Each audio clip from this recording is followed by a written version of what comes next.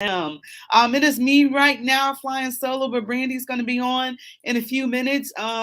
Cleveland Kate is at the combine, and Eddie Scott, the front man, he is a little under the weather, so he will be back with us next week. So I'm super excited to see him. But like I said, Brandy will be on in a few weeks. But we got a lot to talk about today. So it's kind of a nice day out in the city. So that's something to be grateful for. So I'm very thankful for it being nice outside. But we're gonna go ahead and start off with some Cavs news. So Donovan Mitchell received a challenge from his mother.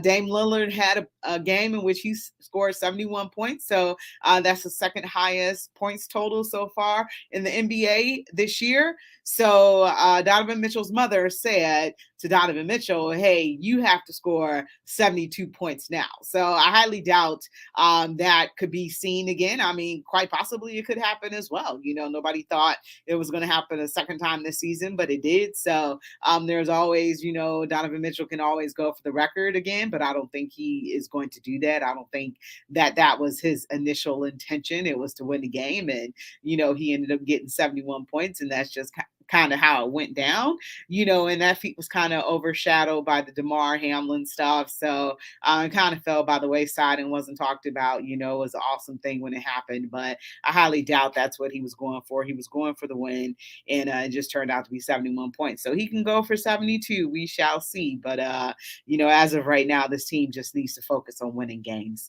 and that's the most important thing that they need to do. So they have a huge game coming up against Boston tomorrow in Boston. Big road game for them. We know that they've had some struggles on the road, but I think that this is a game that they can get. It'll be very difficult because right now Jason Tatum and Jaylen Brown, they're especially Jason Tatum is playing out of his mind right now. Obviously he won't be in talks for.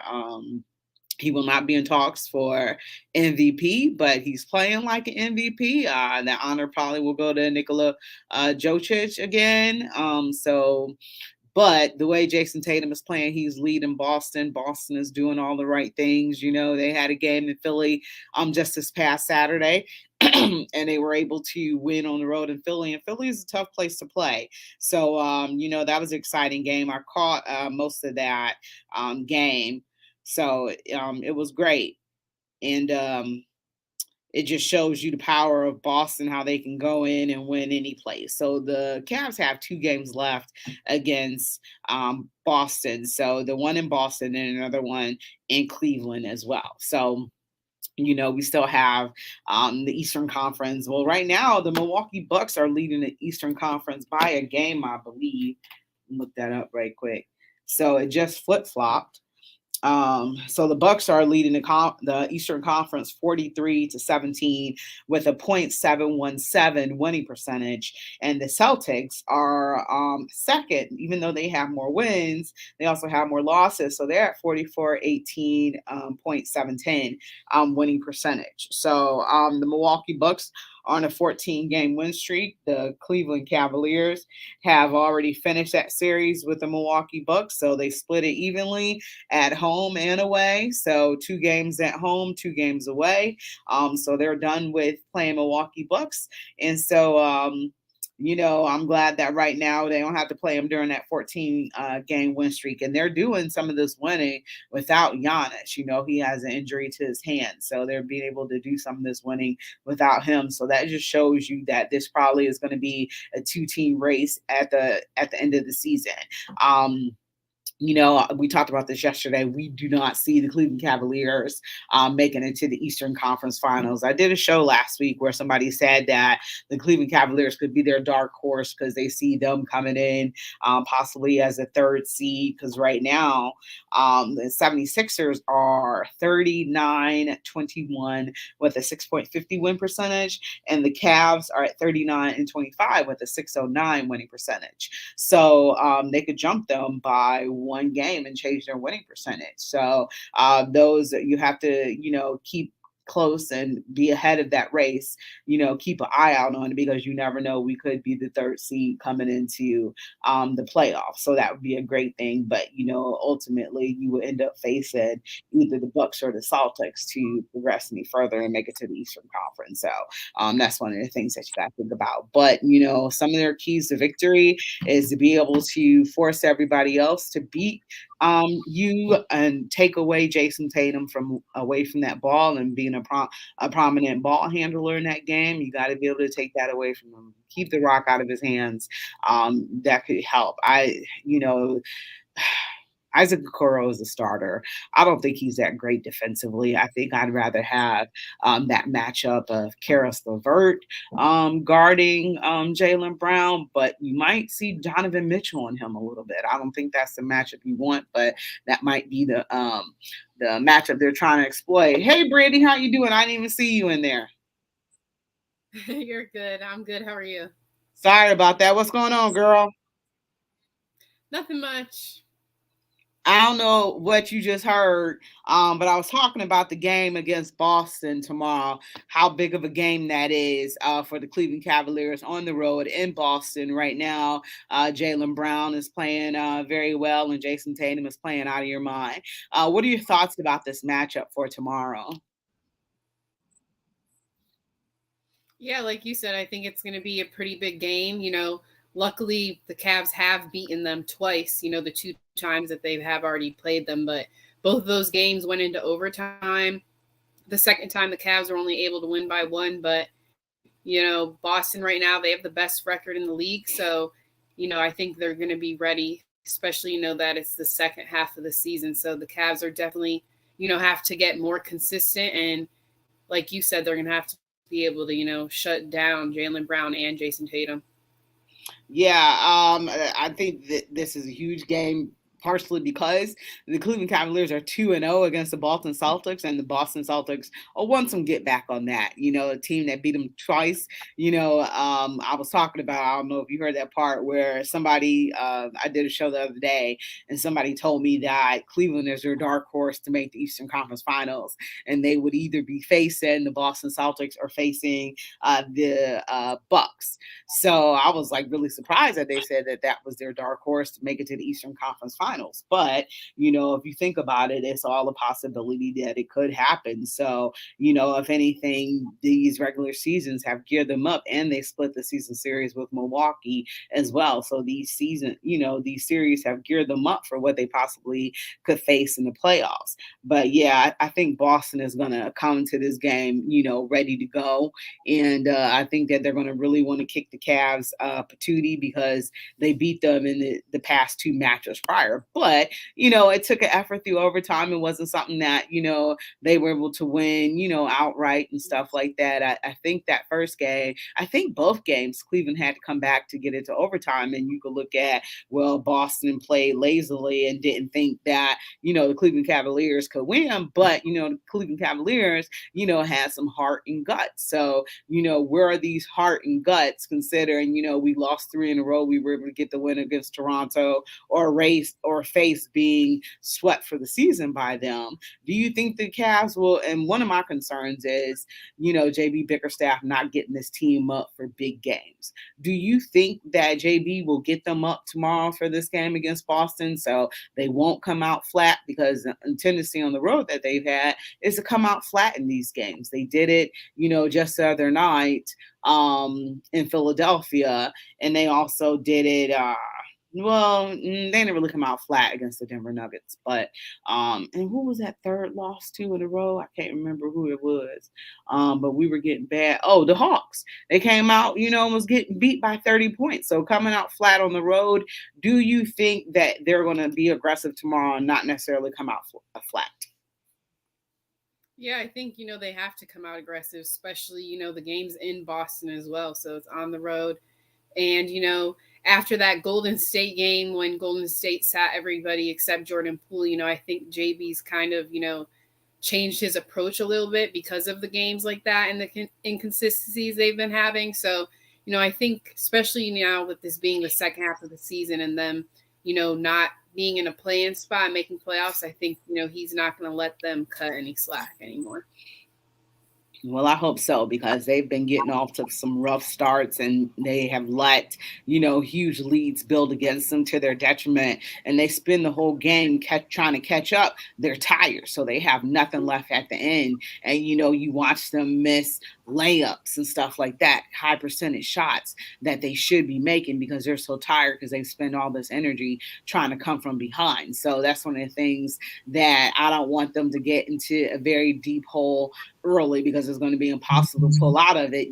Playing in Boston was not Boston Garden anymore. I think it's TD whatever. All these names change.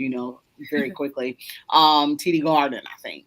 And Yeah. that can be a very intimidating place to play. It's a very historical place to play, and those fans are a little bit crazy about their Boston team. So I think that this game will be defined by how the Cavs come out. If they can keep it close, they can force Boston into some turnovers and things like that. The Cleveland Cavaliers are one of the best defenses in all of basketball. They necessarily haven't played like it the past few games, but they are one of the best teams defensively. So if they can crack down, that would be a good thing. One of the things, I don't know if you heard when I was saying, who do you think should match up against Jason Tatum? Do you think that should be Donovan Mitchell's assignment, or would you want to see Isaac Okoro on him, knowing that Isaac isn't going to contribute anything points wise? Would you rather him be on Jason Tatum and pretty much that be his focus the whole game?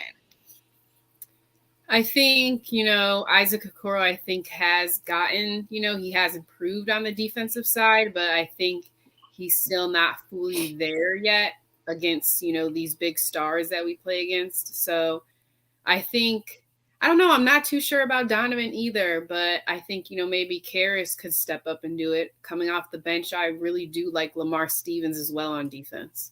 I talked about that just before you got on. I feel like this is a game that Karis LeVert should start, and he should play against Jason Tatum and play defense on him. Because Karis ain't gonna get you a lot of points either. But you never know.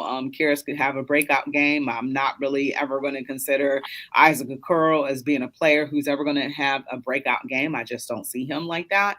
But I talked about that right before you got on. How I don't feel like Donovan Mitchell should be facing against Jason Tatum because you're going to need Donovan Mitchell to do other things in that game and not have him running around Jason Tatum the whole time and getting tired and stuff like that because you're going to need him to lead this team. So I definitely don't want to see that. But, this is a huge game on the road. And one of the things that I want to do when we come back from break is I want to play a little bit of the basketball schedule game because I wasn't sure, how much time we were going to have for everything. But luckily, also as well to help the Cavs is they have the fifth easiest schedule in all of the NBA as well. And what we're going to do when we come back from break is we're going to go down the remaining games and see what we think are going to be wins and losses. So you're listening to Her in the Huddle on WOVU and 95.9 FM. We'll be right back. Now let's start off this one. Digital Awards Make Them Know Your Name Foundation is backed by popular demand. And we're coming together in the name of health, wellness, and fitness. Who was that? That's Nicole Ward, the co-founder of the Make Them Know Your Name Foundation. Saturday, March 11th at the marvelous First Energy Stadium. And this year is bigger and better than ever. That's right, be there early when doors open at 8 a.m. to warm up and get ready for exciting activities that start at 9. You can do it. Get ready and get set for live workouts with world-class trainers featuring Cleveland's own Billy Whedon. Billy Whedon is one heck of a man. He's like number one trainer in Cleveland. Look at that body, man. My goodness gracious. With his fast-paced cardio class, charged up, and so much more. And you can't forget the out-of-town training crew. We have crews coming in from all over. Atlanta, New York, Chicago. And New Life with Maisha will also be in the building. The host of other Cleveland trainers and instructors. You'll definitely need a breather when they're done with you. But don't worry, after your workout, you can take a breath.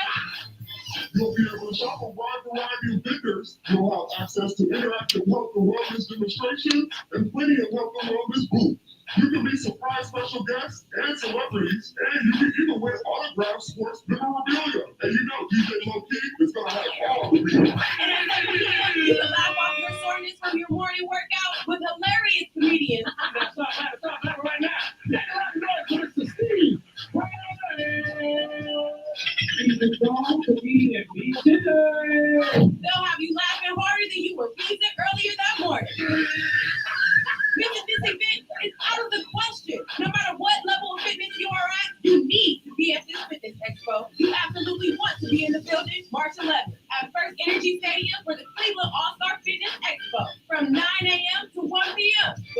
be back starting at 7 p.m. I don't know. And remember, as long as there's still breath in your body, it's never too late to start your fitness journey. You can even take your first step at this year's Cleveland All-Star Fitness Expo. You can get all the details at allstarexpo.eventbrite.com. That's allstarexpo.eventbrite.com. What are you waiting for? Head on over to Eventbrite right now. Hurry! This message is brought to you by Denzel Ward, Make Them Know Your Name Foundation, and 95.9 FM, WOVU. Our Voices United, Mertonville Park Community Radio.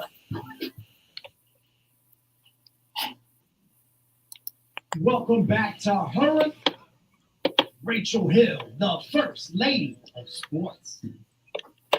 All right, welcome back to Her and Huddle, WOVU and 95.9 FM. Remember, you can always keep it locked on your regular radio dial to listen to us. You can go to WOVU.org. You can download that WOVU app so you can listen to us on the go. And always, you can call the studio with any questions, comments, or concerns at 216-271-0959. I'm here with Brandy Fairfax. And Joris, he loves my Indian shirt, Rachel. Hoping you and your colleagues are well. So he's talking about you, Miss Brandy. We're going to get into some Guardians talk, but somebody had asked me the other day, is it okay when you're talking in the past tense about the Indians to call them the Indians? And I said, absolutely yes, because technically they were not the Guardians. So, you know, you had to refer, you know, Albert Bell was like, I think my favorite Indians player ever, second to Charlie Nagy, but, you know, they were Indians, they weren't Guardians. So, you know, I think you have to be correct, you know, accurate and factual on that. So, but yes, thank you, George. I appreciate it. And now we're going to do something. We are going to play the schedule game. So we're going to go ahead and talk about the remaining schedule that the Cleveland Cavaliers have. And we're going to go from there. So coming up, they have Celtics. So I think that is a could-win game. So in Boston Garden, I think that's a could-win game. What are your thoughts about that on that game tomorrow? I agree. I think they could win. You know, they've already won the past 2 times. So, you know, as long as they stay consistent and play all 4 quarters, I think they should win. They got to play near perfect. And Darius Garland is going to be one of the keys to victory as well. And they're really going to need him because you already know that the defense is always going to be collapsing on Donovan Mitchell. And I'm sure they have a plan as well for Evan Mobley because those are 2 of the biggest threats that we have. So I think that they can win. I don't think that they will. The game is on ESPN tomorrow, not local. So it'll be interesting. They play the Pistons this Saturday. I think that will be a win. What do you think, Brandy? Yeah, they should definitely get that win. I'll be mad if they don't win that one. Yeah. And then coming up again on Monday, March 6th, they have the Boston Celtics again in Cleveland. So I think that's a game that they definitely can win. You know, they have the home court advantage. So possibly they can take on a 3-1 series with the Boston Celtics for the season. What do you think about playing the Boston Celtics back at home? Yeah, you know, to play them within a week of each other 2 times. But I think, you know, if they definitely lose the one in Boston tomorrow, then, you know, hopefully they'll get that 4th game against them back in Cleveland. Okay, then we got weird stuff taking place with this schedule. On Wednesday, March 8th, they travel down to Miami to face the Miami Heat, to face Kevin Love's new team. I think if they don't have that collapse, that they should be able to beat the Heat. The Heat is not a great team, so they should be able to beat the Heat. What are your thoughts about that? Yeah, I think, you know, they should be able to win those games. I think, you know, they're just going to have to make sure that they contain Jimmy Butler and Bam Adebayo in the inside. And then they face the Miami Heat again that Friday. So they play them Wednesday and Friday. So same thing. I'm thinking that they can win this game. They should win this game. How about you? Yeah, I agree. Okay. We got, then after that, we have the Charlotte Hornets Sunday, March 12th. Once again, the Charlotte Hornets are one of the worst teams in the NBA. So I think that they should be able to beat the Charlotte Hornets. What are your thoughts? Yeah, I don't know who did this part of the schedule, playing these teams back to back, but I think they should definitely be able to beat the Hornets. And then they play the Hornets again on that Tuesday. So they'll be in Charlotte for like 5 days. So I think that they should be able to win that game as well. Are you in agreement? Yeah, I agree. Same things like we said, as long as they don't come out flat against these teams and have to try and fight back to win, they should be good. Okay, then they come home for March 15th. So they have a back-to-back after being on the road 2 games in a row for 5 days. The same seed have a back-to-back coming in against 76ers March 5th. I wonder, is that a national game as well? That's on ESPN. So that is a national game for them as well. And I think that they should be able to beat the Philadelphia 76ers. Remember, the 76ers got off to such a slow start, and we thought that they weren't going to be good. At least I thought that they weren't going to be good because the slow start that they got off to. But turns out they are really good. But I think, the Cleveland Cavaliers have that home cooking. I feel like if they can contain Joel Embiid, that's where they can do the most damage at. James Harden, he starts to fade towards the end of the season. And, obviously he isn't very effective in playoffs, but, also, what was his name? Came from Milwaukee. JP, is it JP? I forgot his name. Is right now I can't think of his name, but he came from Milwaukee, and he's a formidable threat on that team as well. What are your thoughts about the 76ers coming back here facing us? Yeah, so far we split them 1-1 with playing them this season, but I think they should be able to get the win. But the biggest thing, is going to be stopping Joel Embiid and not letting him go off for 40 points or more. And I don't think that there's anybody on this team that can stop him, not physically. Jared Allen and Evan Mobley are just severely underweight, and Joel Embiid is a massive human being, and he unfortunately, can use that body weight and strength to his advantage. So, yeah, so George says that the Cavs need to make a statement against the winning teams in the East, but beat those cellar dwellers and not come out flat at any time. Yes, we are in full agreement with that, George, because that is a recipe for losing. What are your thoughts, Brandy, on we just talked about the 76ers, right? So then March 17th, back at home, they have the Wizards. This should be a team that is beatable for them. What are your thoughts about that? Yeah, I agree. The Wizards haven't been playing too well this year, so they should be able to beat them. But Kyle Kuzma's been playing pretty well this season for them. Okay. And then they go back on the road. So March 21st, they go play the Nets, who are depleted after trading away Kevin Durant and Kyrie Irving. The Nets are pretty much depleted, so there is almost a back-to-back. So they play the Nets the 21st and the 23rd in Brooklyn.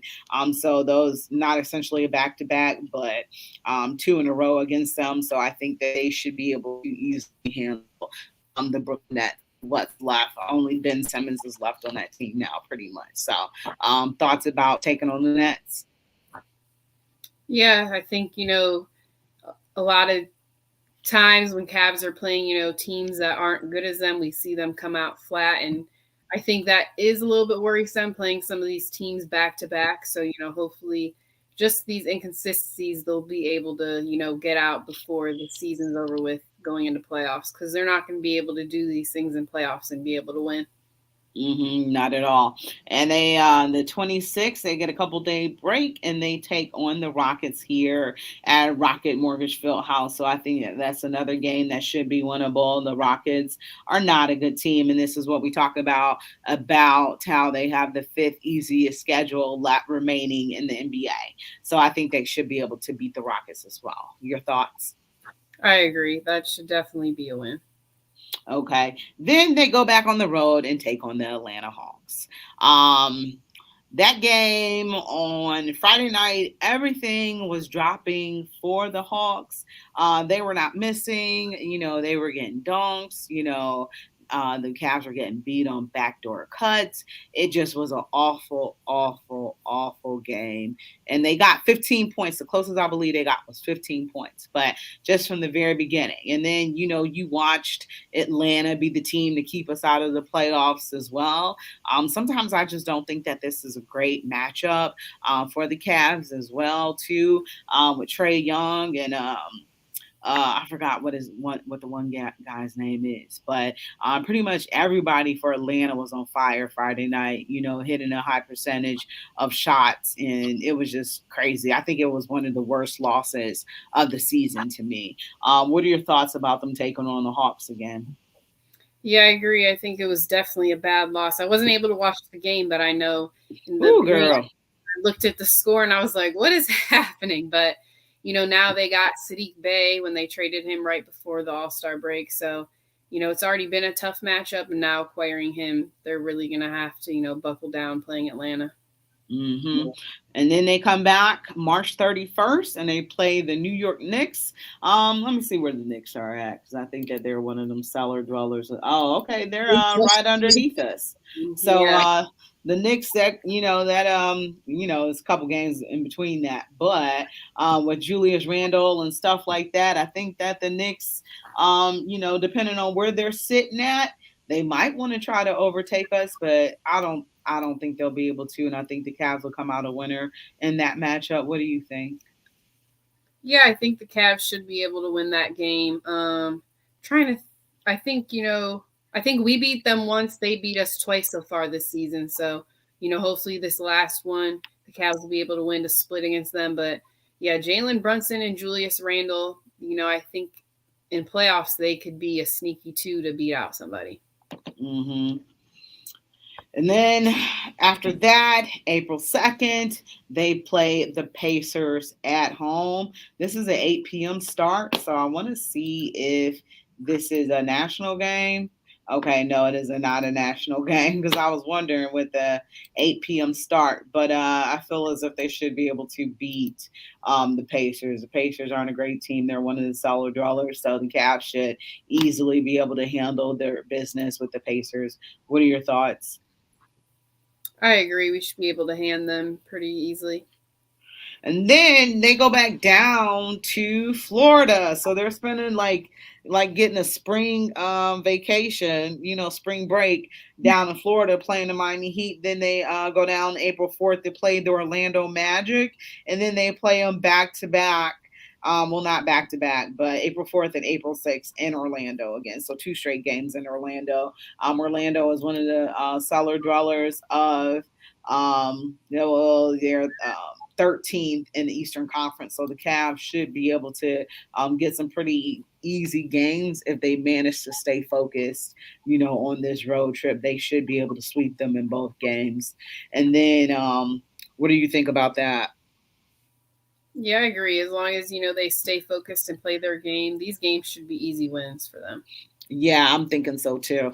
And then they play the Hornets again. So April 9th to finish out the season before they start the playoffs, hopefully as the 3rd seed. But they should be able to beat the Hornets in the season finale in Cleveland. And that is a 1:00 game. So I'm wondering what day April 9th falls on, because normally they don't play games like that. It's a Sunday. Mm-hmm. Oh wow! I wonder if the Guardians will be in town that day too. So that could be a crazy day down in downtown Cleveland, because usually the traffic is a little crazy already, but you have those two playing at the same house next door at the same time. That could be a really bad traffic day in downtown Cleveland. But you know what? We're going to go ahead and take another break really quickly. You're listening to Her in the Huddle on WOVU 95.9 FM. We'll be right back. I'm Najee Hall, and I look forward to seeing you, and yes, you in community. I'm Lila Parker. I look forward to growing with the Central residents. My name is Tila, and I'll be around the Central neighborhood.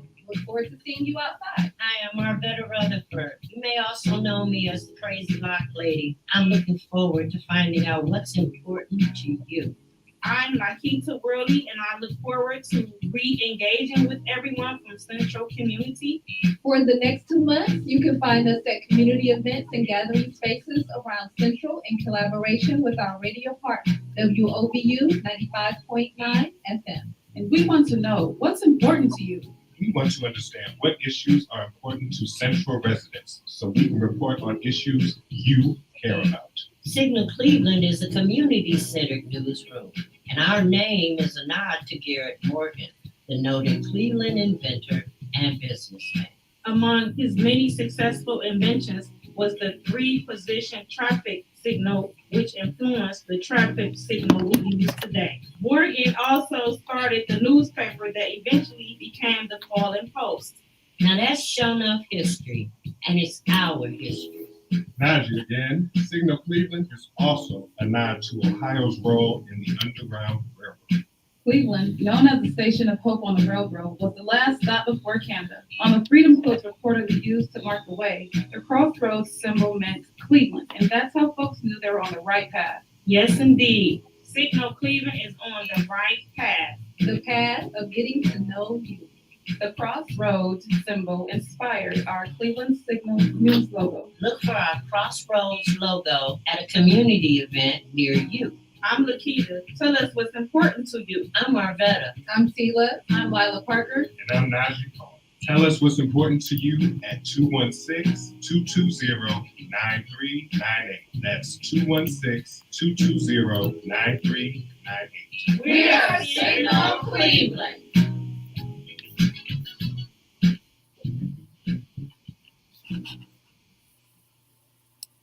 Welcome back to Her in the Huddle with Rachel Hill, the First Lady of Sports.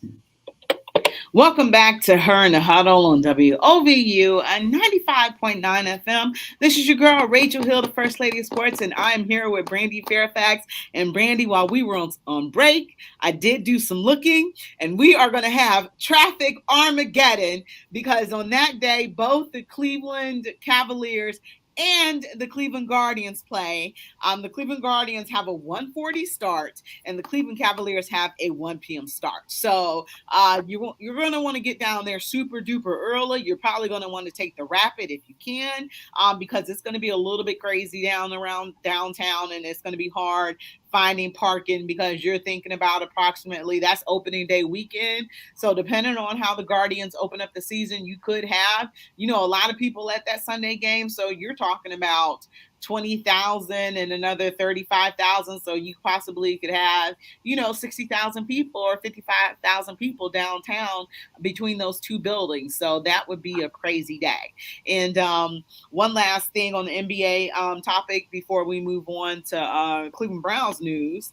The Lakers are 4 games out of the 8th seed going into the playoffs.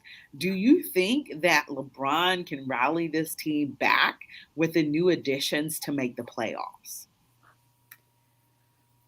I think, before, yes, but now with LeBron, being out injured possibly 2 to 3 weeks, I think it changes a lot. And D'Angelo Russell got hurt the other day in their game. He's day-to-day with ankle sprain. So hopefully he's able to come back and, help AD. But, these last few games, they're going to have to try and make that push without LeBron.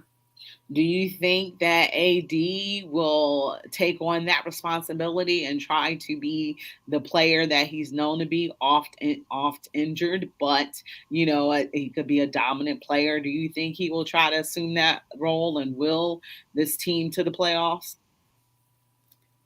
I think, this whole season, a lot of people said, how Anthony Davis took a step back. So I think he has to. I think this will prove a lot if he does. I think he hates LeBron. So it's like you play well in spite of, Mm-hmm. So I don't know if you caught him during that, the point celebration, where LeBron came the points leader, but he wasn't with it at all. So I think, he'll get them to the playoffs just to be spiteful. because men can be petty too. Right. So, I think it'll be interesting to watch, the Lakers going down the stretch. I'm not going to be watching the games because that's past my bedtime, but I think that there'll be a team to watch. I'm going down the stretch to see if they can make the playoffs at all or not.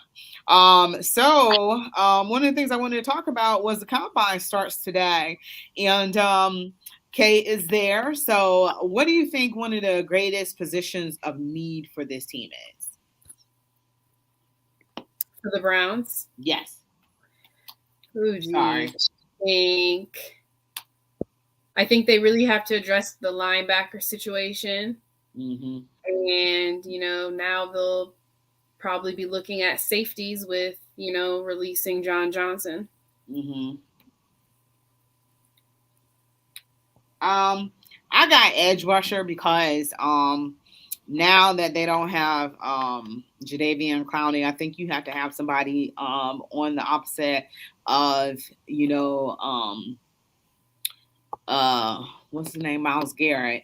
I think you need somebody on the opposite side of him to make him be able to be more effective and to take some of that pressure off. Obviously he's going to get the double teams and stuff like that. So you need somebody who can be on that other edge to go in and, attack the quarterback and stuff like that. So I think that that's probably one of the greatest area of needs. Pretty much this front seven needs to be overhauled in the worst way. And that's why you brought in Jim Schwartz to go ahead and do that. So hopefully they can draft well. They necessarily haven't hit on all their draft picks. And, John Johnson III was brought in to play multiple positions and it just didn't work out like that. I think leaving the LA Rams, he was ranked like number 5th in the position. And then when he came to the Cleveland Browns, he ranked like number 53 or something like that. So he wasn't able to have the impact that he wanted. I don't know if it's, diminishing skills and playmaking ability or if he was just all out of sorts with the defensive scheme that Joe Woods was running. So, that is, what remains to be seen when this season comes up. He won't be here, but a lot of these people who we thought were playing badly wasn't just the scheme, or were they truly bad players? Or was Joe Woods really out of pocket with what he was doing? What do you think about that? Yeah, John Johnson was really, really good in LA. A lot of his numbers have been brought down since he's been in Cleveland, but I was excited to see him under Jim Schwartz because I thought, the scheme that he plays would fit a lot of the players better that are on the Browns defense. So, unfortunately won't be able to see him under Jim Schwartz, but hopefully, I think if he goes, what other team he goes to, hopefully it's a scheme that fits him and then maybe he'll be like he was again, the player in LA. Yeah, because he said he felt like, there's better things to come for him and, that could be possible too, going to a different team. So, I want to wish him the best of luck, and sometimes things just don't work out. And, hopefully he can be an asset to another team that we don't face. So looking forward to that. Also, one of the things that they're looking at is Jesse Bates from the Bengals is on their radar. Obviously, the Cincinnati Bengals want to retain him as well, but Jesse Bates has been an All-Pro, so he's been with the Bengals for 5 years now. He has 4 interceptions, 479 tackles, 6 tackles for loss, and 43 pass breakups, and 14 interceptions, in 5 years of work for the Cincinnati Bengals. So I think, that would be an excellent target. Plus, he has some playoff experience, AFC champion, unfortunately not Super Bowl champion, but, plenty of playoff experience that can help lead this team defensively and kind of give, these younger players a little bit of guidance and stuff like that. So I think that could be a great pickup for the Browns if they can land him. What are your thoughts about Jesse Bates? Yeah, I agree. The experience he has can definitely help, the other players on the Browns defense because, they haven't experienced those games like he has. And he's been, pretty consistent his whole time with the Bengals. So, I think as long as the Browns can pay him, it's a chance that he might come here. Yeah, looking forward to that, but Cincinnati probably won't let him go. There's just been a lot of change in the coaching staff for Kevin Stefanski. A lot of people getting promoted and stuff like that. Not going to go through them all because there's a lot. But what does that say to you when a staff shows a lot of movement? I think, it's not good in general, especially with the amount of head coaches that we've had in the past few seasons. I think, it's hard for players to stay consistent when, the coaching staff is changing all the time. Yeah, but I look at, a lot of promotions and stuff like that. So I look at some of these things as, for the betterment of this team. So that's a good thing. Like I said, it's been a lot of movement. So I was going to write them all down, but I'm like, forget that. What are your thoughts about the price hike for season ticket holders? They continue to put a bad product out and continue to raise ticket prices. For a couple of years, they didn't raise ticket prices, though, because they were so bad. So they couldn't ask fans to pay for more because they were so terrible. So they didn't increase ticket prices for a few years, but now they're back to increasing ticket prices and not putting a quality team on the field. What are your thoughts about that? And I know they're specifically raising them for season ticket holders. I didn't know that. That was my first time hearing it. But yeah, like you said, that's hard, when they're not winning more games or improving and then they want to raise the prices. But I guess they got to pay Deshaun's contract somehow. Yeah. I don't know how I feel about that because season tickets are already expensive already. So, everything is going up. The price of everything is going up except for wages. So I, look at it like, hey, don't raise prices, but obviously they want to make money too and all that other stuff. So I mean, I get it. Browns entertainment is not a must have in your life and stuff like that. So I guess you got to be willing to pay for entertainment, and that's just the way it goes. But I do believe that in accordance of if your team is winning, I totally justify raising ticket prices or having a small increase. But if they're losing, I'm not with that at all. So there's a lot of talk going on about a new stadium, and it continues to be increasing. Talking about one thing is where would they put it? I feel like if they were to make a new stadium, what would they do with the old stadium? Would they tear that down or leave that be? Or, somebody was talking about putting it out on the west side and Parma and all that other stuff. Don't nobody want to drive to Parma. That's just like when people was having to drive to Richfield Coliseum. People wasn't wanting to do that. You know where Richfield is. That's way out. Mm-hmm. Back in the day, you too young for this because it was probably demolished before you was born. But back when the Ice Capades was in town and the circus, we used to take buses out there, and it just seemed like the longest ride ever. And I was a little girl, because the Cavs didn't come down until 90. I think 93, 94, something like that. And it was just like the longest bus ride ever, when you little and you excited. But ain't nobody trying to drive to Parma, which is all the way across, the city. So I think that they need to, if they're going to do anything, I think they need to demolish the stadium and put a new one up there. But they're trying to build up the lakefront and stuff like that. What are your thoughts about a new stadium? And also, too, if they do put a new one in, it needs to have a retractable dome so we can hold Super Bowls and stuff like that. Yeah, they definitely talked about the dome if they do it, which I think if you're going to remodel it, you got to have the dome. Then we could, host college games, all things like that. But yeah, I agree with you. I think it needs to be in the same spot. I think not having it downtown would be different. And I think that's, the one thing people like about Cleveland. All three of our main teams, all their arenas are so close to each other.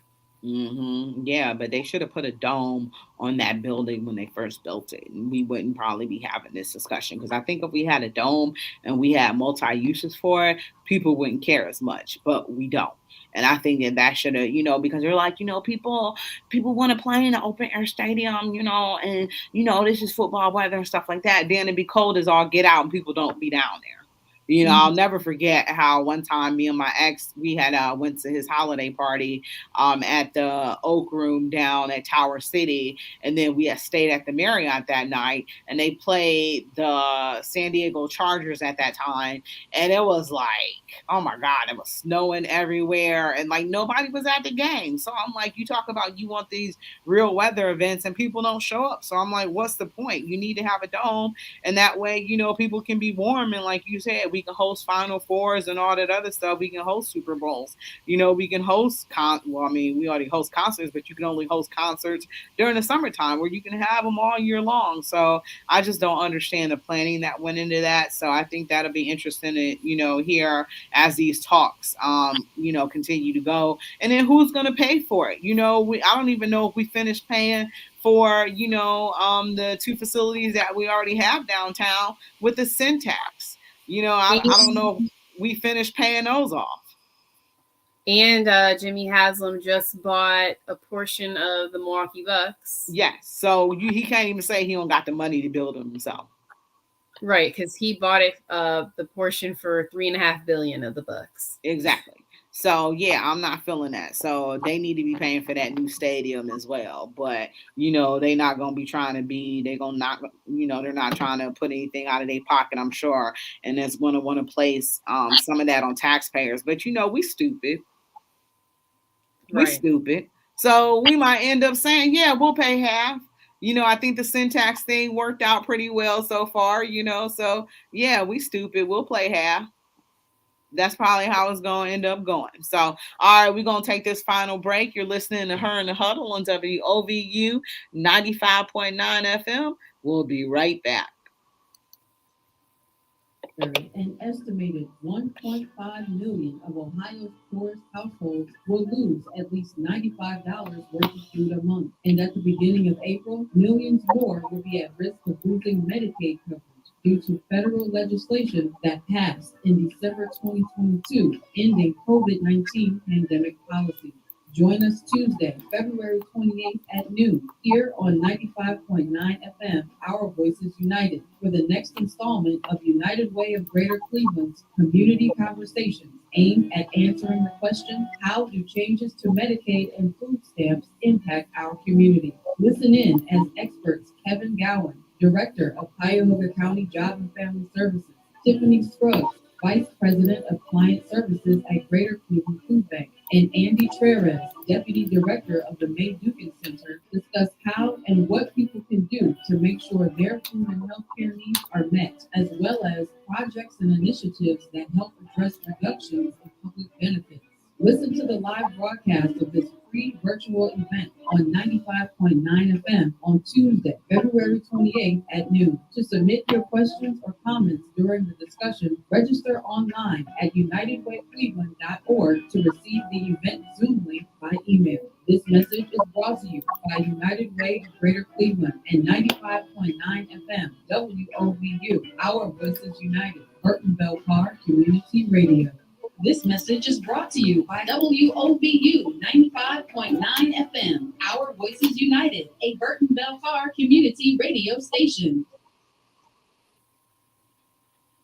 COVID is still in our community, and your health matters to Neighborhood Family Practice. They can help you prevent COVID or other health issues like diabetes, HIV, or high blood pressure. Their providers take the time to know you and understand your health needs and the health needs of your entire family. They accept Medicaid and have openings for new patients. Neighborhood Family Practice takes care of patients no matter their ability to pay. Call today at 216-2810-872 or log on to nfpmedcenter.org. That's nfpmedcenter.org. Your health matters to Neighborhood Family Practice. This message is brought to you by Neighborhood Family Practice and 95.9 FM WOVU, Our Voices United, Burton Bell Carr Community Radio.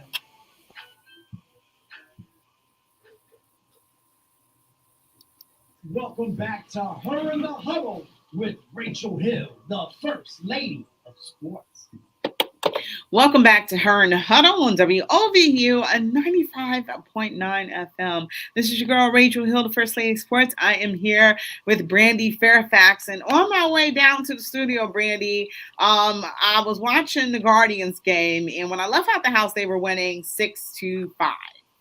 And now I just checked the final score because I couldn't get it on the radio for some reason. I don't know if they don't play spring training games or whatever, but it looks like the Royals went kind of crazy in the ninth inning, scored 6 runs, and ended up winning the game 12-6. Yep. So yeah. Are you ready for some baseball, Brandy? I am ready. I can't believe it's already here, but I'm ready. Yeah, because we got about 40 days to opening day. I was checking the other day when I was leaving the Cavs game, so it's like 40-something days to opening day. So far they are 1-3 in Cactus League play. I believe Tristan McKenzie got the start today. By the time I saw it, they were a little bit in, so nobody pitches nothing but just a couple innings, and then they look to see who else they possibly have. But Shane Bieber was the only one who's won his outing, and looks like unfortunately the Cleveland Guardians didn't do much of anything in the later innings, so they didn't score after the 6th. And so far, yeah, that's not a lot of but the games they had lost, I'd be honest, have kind of been close. I think the game against the Reds was close. The game against who was the second team that they played? That game was a 1-run loss. They got beat by Texas pretty bad. That was Zach Plesac's start, 13-4. And then yesterday they beat the Chicago Cubs. What was that score of that game? That was a pretty big win for Justin Bieber. But so far, they're not doing too hot in spring training. But, spring training is just a tune-up. They have an opportunity to work on some things, work on their hitting, work on, seeing who's going to make this team or not. What are some of your thoughts regarding this upcoming season with the Cleveland Guardians? Yeah, I think last year they had a pretty good season. They, are one of the youngest teams. So, I think going into this season, they should be good again. And, they did acquire some people I think are going to help a lot. But like you said, I think, this spring training gives them time to, work on stuff, as well as, the MLB put those 3 new rules in: the pitch timer, the defensive shifts, and the bases are larger now. So I think, players are adjusting to that a little bit too. Yeah, let's talk about those. Because we only got like 8 minutes left. Do you have any favorites to these new baseball changes? I do like the pitch timer. I think sometimes pitchers are taking a little bit too long. But I know a lot of people always talk about Karinchak on the Guardians, so I'm sure he's going to have a big adjustment because he was taking a lot of time each pitch. Yeah, because I was watching today, and Aroldis Chapman, I don't know if you remember him, it's pretty much the city of Cleveland does, because he threw some heat for the Chicago Cubs against the Cleveland Indians in the World Series a couple of years ago, 2016. He got called for I don't know if it was a ball or what, how they do it now, because I was like working as well. But he didn't pitch in enough time. So, yes. You're going to see, pitchers take a minute to get adjusted to that rule, and, they better have it down by spring training. But, somebody pointed out that every sport has a clock, pretty much, except for baseball. So I think games are going to speed up significantly. They said, they'll be cutting down a lot of time, and, baseball looks for ways to improve and attract and keep people interested in the sport. I grew up loving baseball, so, it doesn't matter to me. I love extra innings. I think that they are so awesome, so I could be at a baseball game forever. I really could care less because I love baseball so much. But, they're doing this to attract to a younger audience of fans, and a lot of people, right now we know life moves so fast. A lot of things are hard to keep our attention. I think, they say usually a minute and a half is how long the attention span lasts, for most people before they're ready to move on to the next thing. And, it's a definitely generational thing as well, because, I grew up in the 80s, we didn't have that. We had to wait for whatever, we only had, one TV in our house and stuff like that. So and then when I was in the military, it was hurry up and wait. But, at home in civilian life, it's just hurry up and, there was no hurry to anything because everything just was in its own time, but it's just kind of crazy how the digital world has changed everything. So that pitch clock is going to be something that, they have to get adjusted to. But, it's an effort to speed up the pace of play and make the game more enjoyable for fans. So, that I think that that'll help as well. I think that's a cool rule. And like I said, I don't really care about games lasting long. Not like I'll be having anything to do anyway. So, then bigger bases. So they said that the bigger bases will help cut down on injuries that people sustain. When it comes to play and stuff like that. So they have a less distance to cover, and the bases are 15 by 15, I believe. They're 18 by 18 as opposed to 15 to 15. So you think about these base running plays and people coming off the base by accident, you're going to see a lot of difference with that. What do you think about the bases being larger? Yeah, I think, it is a big difference, even though it doesn't seem like too much. And they also said that makes it 4.5 inches shorter in between bases. So, that's going to be making it easier for people to steal bases as well. Yeah, I think so too. So that's kind of going to be awesome. They're keeping in the ghost runner at second base. I'm not a fan of that. I'm a fan of, traditional extra innings. And so we'll just go from there. And then the defensive shift. So the defensive shift is, to limit, make it easier for so the defensive shift, they position their infielders in the overshift. So more than two fielders on one side of second base. And the strategy was pronounced against left-handed hitters, which resulted in lefty hitters being thrown out on ground balls into the second baseman playing on the short right field. So singles are reaching an all-time low in baseball. So that's one of the reasons why they eliminated the shift, to help more hits come through, and it will require more athletic plays by infielders. So teams have to have at least two infielders on either side of second base, with all four positioned in the infield dirt. Infielders may not switch positions unless there is a substitution. So what do you think about them changing the shift rule? I like it. I think we've always seen it, but especially like the past couple seasons in baseball, you see a certain hitter go up and, they'll shift to one side of the field because of how they bat. So, I think I like it. I think, it'll definitely make the game more interesting to watch as well. Yeah. How do you think that these things will fare out for the Cleveland Guardians?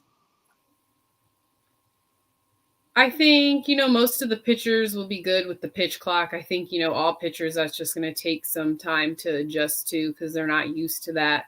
But I think, the defense, the Guardians will have no problem with the shifts. And, we do see some of our players stealing bases. So hopefully, we'll see more of that. And the younger guys coming up shouldn't have a problem because they've been playing this way in the minors for a couple. Yeah, I know that they started last year, especially with the pitch clock. So, these young guys coming up shouldn't, really have any, issues adjusting to these new rules. It's the players who've been playing this way forever. And I don't know how I'd feel if I was a baseball player with all these new rule changes and stuff like that. I'm a big traditionalist, so I'd rather things be the old way. But, if it'll attract, more people, more Black people to baseball, I'm all for it, because I'm kind of sick of, baseball not doing anything to market towards, Black women or anything like that. So, well, that's our time, Brandy. Show went pretty quick today. I want to thank you for your participation. And you've been listening to Her in the Huddle on WOVU 95.9 FM. And we are out of here.